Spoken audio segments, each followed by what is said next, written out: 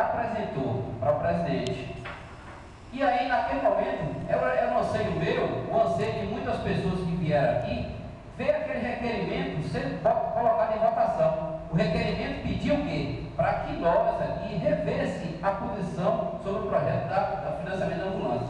Mas quando eu vi terminado de ler a pauta do dia e eu não vi colocado o requerimento para ser colocado em votação e discussão, eu fiquei triste. Poxa, nem sequer colocado para fazer a leitura, não vai ser feito.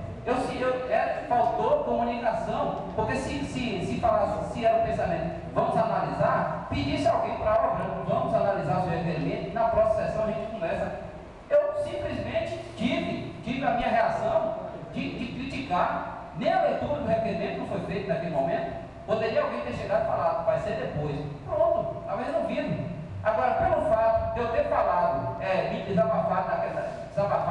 feito meu desabafo naquela sessão, que isso é motivo para a gente não voltar à discussão sobre o projeto, o financiamento ainda está aberto ainda pelo Desembaía. Agora, cabe a 5 vereadores a falar assim, um monte de